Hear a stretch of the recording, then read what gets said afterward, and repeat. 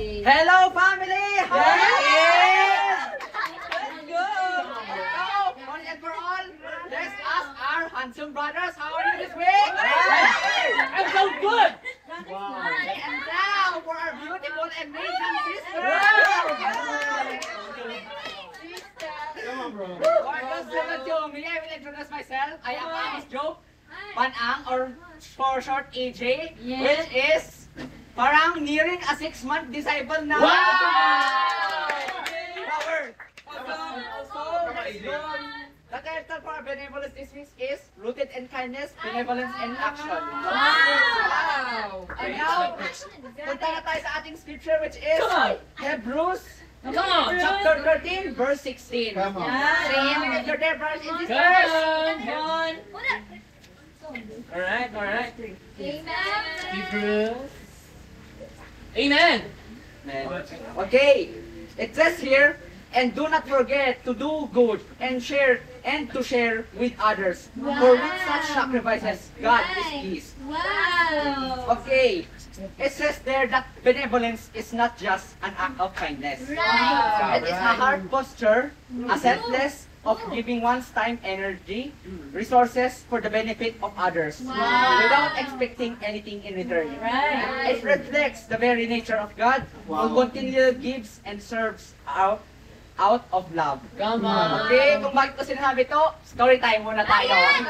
Sige daw, sige. Come on, sorry. I want to relate this. Kwento mo yan. 4 years ago, a group of grade 12 students from St. Mary's School of Sagada embodied the spirit of benevolence in a tangible, inspiring way. They traveled to Somil, Baoco for a 4-day and 3-night mission. Ay, grabe. When observing the situation in Somil, Baoco, parang Netherlands, pero instead of tulips, parang vast majority is parang endless fields of agricultural fields, which is mga repolyo.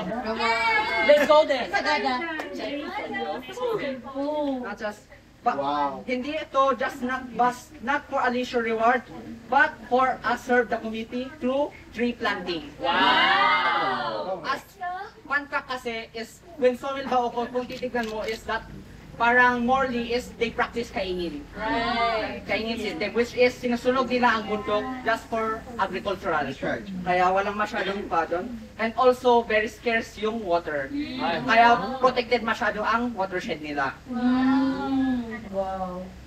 You with no financial compensation, which is parang panalang, contribute ka lang. And also, despite na pinatulog kami sa mga more than a rundown na parang tulugan din ng rangers, hindi yun ba doon.